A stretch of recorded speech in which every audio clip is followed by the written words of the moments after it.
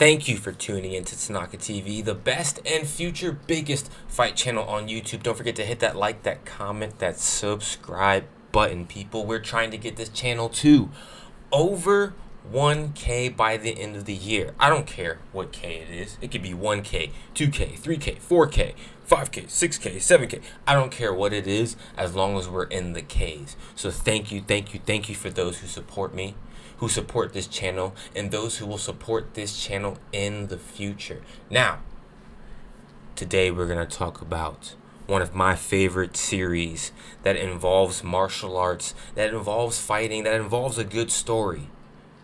The Blade series. What's your favorite? What's my favorite? Let's talk about it. So, for all my Blade fans, and for those who are familiar with the series, we know that this series was led by Wesley Snipes. Now, I'm going to put it this way.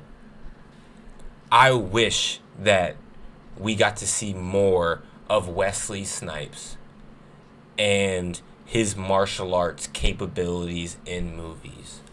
I know what that he showed a lot of it in the Blade series, and he does have a couple of other movies that have displayed his martial arts abilities, but I wish that he leaned a little bit more on that.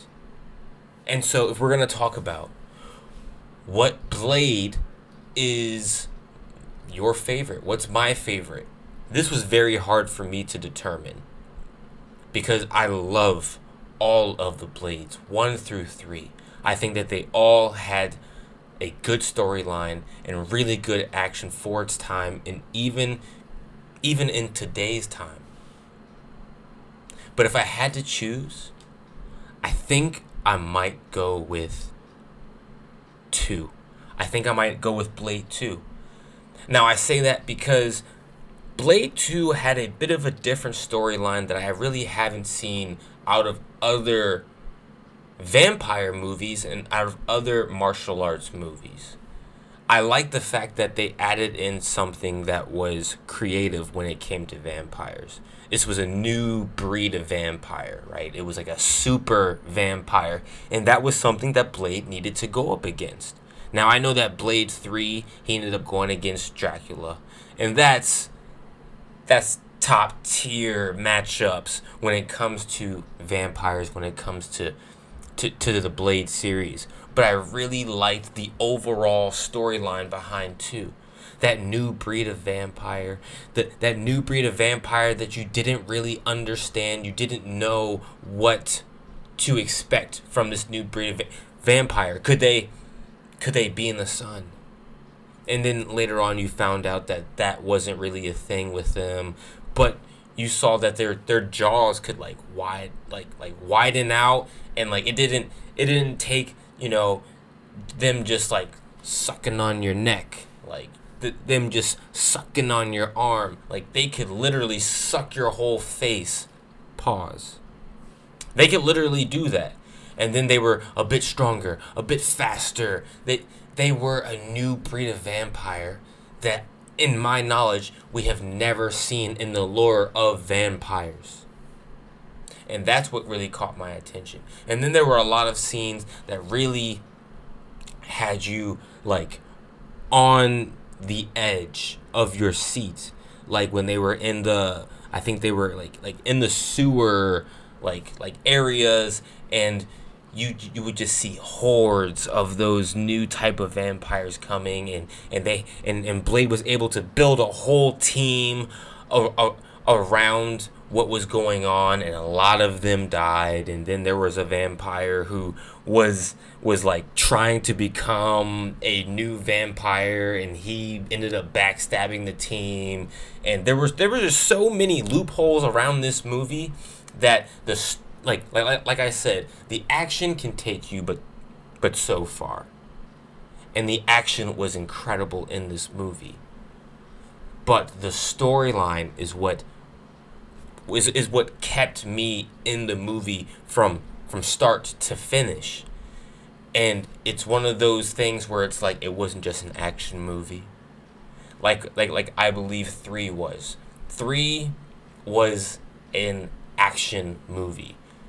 One, it was brand new, and so it kept you on the edge of your seat just because it was something that we didn't know what to expect out of the Blade series. But two was different.